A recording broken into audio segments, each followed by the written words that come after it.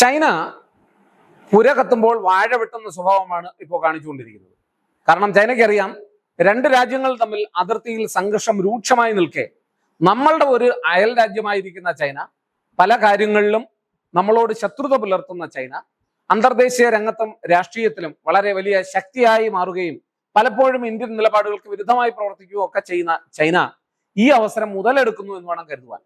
അവരെ സംബന്ധിച്ചിടത്തോളം ദീർഘകാലങ്ങളായി ഒരുപക്ഷെ പാകിസ്ഥാൻ അമേരിക്കയുടെ ഒരു സാറ്റലൈറ്റ് രാജ്യമായിരുന്നെങ്കിൽ ഇപ്പോൾ അത് മാറി ഏതാണ്ട് ചൈനയുടെ ഒരു സാറ്റലൈറ്റ് രാജ്യം പോലെയാണ് പാകിസ്ഥാൻ പ്രവർത്തിക്കുന്നത്.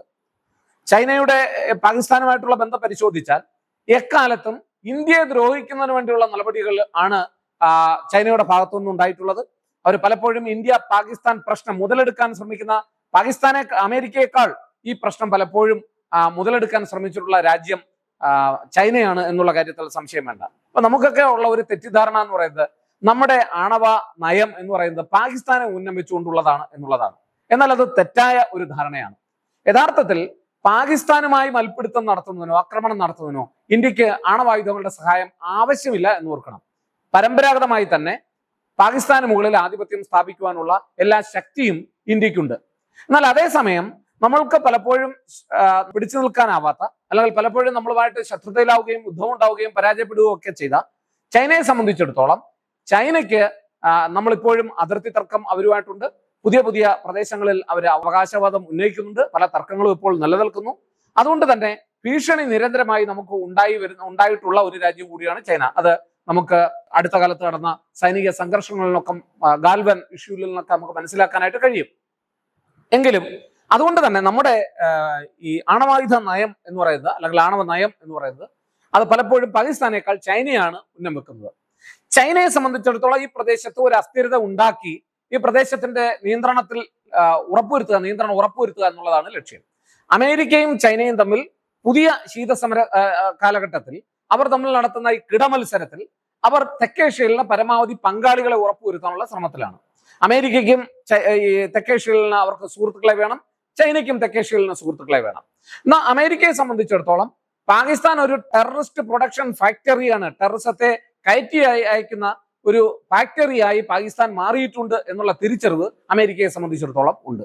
മാത്രമല്ല, പാകിസ്ഥാനുമായി കൂട്ടുകൂടി പോകുന്ന ഒരു ലോകക്രമം എന്ന് പറയുന്നത് അത് പലപ്പോഴും തങ്ങളുടെ നിലനിൽപ്പിനെ തന്നെ അപകടത്തിലാക്കും എന്നുള്ള കാര്യവും അമേരിക്കയ്ക്ക് അറിയാം.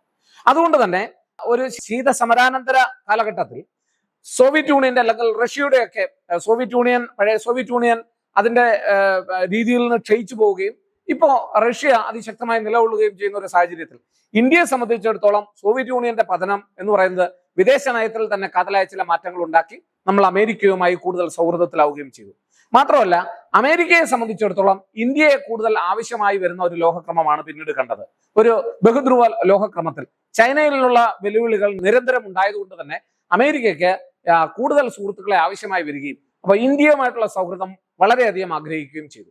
ഇന്ത്യ എന്ന് പറയുന്നത് കുറച്ചുകൂടി വിശ്വസിക്കാൻ കൊള്ളാവുന്ന ഒരു പങ്കാളിയാണ് പാകിസ്ഥാനെ സംബന്ധിച്ചിടത്തോളം എന്ന് അമേരിക്കയ്ക്ക് അറിയാം. മാത്രമല്ല, ഒരിക്കലും ഇന്ത്യ ലോക സമാധാനത്തിന് തുരങ്കം വെക്കുന്ന പ്രവർത്തനങ്ങളിൽ ഏർപ്പെടില്ല എന്നുള്ള കാര്യവും അമേരിക്ക അറിയാം.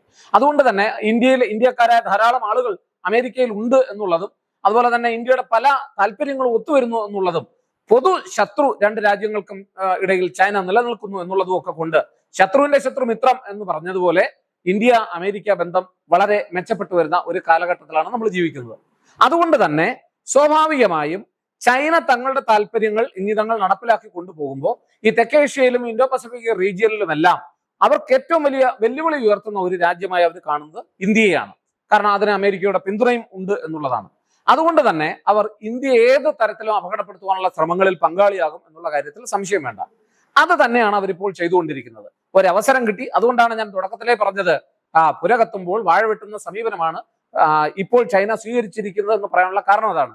രണ്ട് രാജ്യങ്ങൾ തമ്മിൽ യുദ്ധസമാനമായ സാഹചര്യം നിലനിൽക്കുമ്പോൾ എന്നാൽ നിങ്ങൾക്ക് പുതിയ ആയുധങ്ങൾ ഇരിക്കട്ടെ എന്ന് പറയുമ്പോൾ അത് ശരിക്കും ഇന്ത്യക്കെതിരെ യുദ്ധം നടത്തുന്നതിന് തുല്യമായിട്ടുള്ള ഒരു നടപടിയായിട്ടാണ് നമ്മൾ കണക്കാക്കേണ്ടത് എന്നുള്ളതാണ്. മാത്രമല്ല, പലപ്പോഴും ഈ തർക്കപ്രദേശത്തോടുകൂടി പുതിയ വാണിജ്യ ഇടനാഴി പണിയുന്നതിന് വേണ്ടി നമുക്കറിയാം, 1 ബെൽറ്റ് 1 റോഡ് എന്നൊക്കെ പേരിൽ ചൈന കൊണ്ടുവരുന്ന പദ്ധതികളെ കുറിച്ച് നമുക്കറിയാം. അപ്പൊ ആ പദ്ധതികളൊക്കെ ഈ തർക്കപ്രദേശത്തുകൂടി കൊണ്ടുപോകാൻ ചൈന നേരത്തെ ഒരു ശ്രമം നടത്തിയിരുന്നു. അതിനെയൊക്കെ ഇന്ത്യ അതിശക്തമായി എതിർത്തു. ഇന്ത്യ പറഞ്ഞു ഇതൊക്കെ ഇന്ത്യയുടെ ആഭ്യന്തര വിഷയങ്ങളിലുള്ള കടന്നുകയറ്റമാണ്, ഇന്ത്യയുടെ പരമാധികാരത്തിനും സ്വാതന്ത്ര്യത്തിനും എതിരെയുള്ള വെല്ലുവിളിയാണെന്നൊക്കെ പറഞ്ഞിട്ട് ഇന്ത്യ അതിനെ ശക്തമായി എതിർത്ത രാജ്യമാണ്. അപ്പൊ അവരുടെ താല്പര്യങ്ങൾക്ക് പലപ്പോഴും ബദലായി അവർക്കൊരു കണ്ണിലെ കരടായി നിൽക്കുന്ന ഒരു രാജ്യം കൂടിയാണ് ഇന്ത്യ. ഇന്ത്യയെ സംബന്ധിച്ചിടത്തോളം ഇന്ത്യയുടെ പരമാധികാരവും സുരക്ഷിതത്വവും ഉറപ്പുവരുത്തുന്നതിനാകട്ടെ ഇത്തരത്തിലുള്ള നിലപാടുകൾ അനിവാര്യവുമാണ്. അതുകൊണ്ട് തന്നെ ഇന്ത്യയെ അടിക്കാൻ കിട്ടുന്ന ഏത് അവസരവും ചൈന ഉപയോഗിക്കും എന്നുള്ള കാര്യത്തിൽ സംശയം വേണ്ട. അത് അരുണാചൽ പ്രദേശിലായാലും സ്റ്റേപ്പിൾഡ് വിസ പ്രശ്നം എടുത്ത് നോക്കിയാലും ജമ്മു കാശ്മീരിൽ ഇന്ത്യ എടുത്ത നിലപാടുകളെ നിശിതമായി വിമർശിക്കുന്ന കാര്യത്തിലായാലും ആണവായുധ നയം ഇന്ത്യ പിന്തുടർന്നപ്പോൾ അതിനെ വിമർശിക്കുന്ന കാര്യത്തിലായാലും നിരന്തരമായി ഇന്ത്യക്കെതിരായ നിലപാടുകൾ എടുക്കുന്ന ഒരു രാജ്യമാണ് ചൈന എന്നുള്ള കാര്യം ഓർക്കുക. ഒരു കാലഘട്ടത്തിൽ ചൈനയ്ക്ക് ഐക്യരാഷ്ട്ര സംഘടനയിൽ അംഗത്വം ലഭിക്കുന്നതിന്, സ്ഥിരാംഗത്വം ലഭിക്കുന്നതിന് പരിപൂർണമായ പിന്തുണ നൽകിയ ഒരു രാജ്യമാണെന്ന് ആലോചിക്കണം. ഇന്ത്യ മാറിക്കൊടുത്തിട്ടാണ് ചൈനയ്ക്ക് സ്ഥിരാംഗത്വം ലഭിച്ചത് എന്നുള്ള കാര്യം കൂടി നമ്മൾ മനസ്സിലാക്കുക.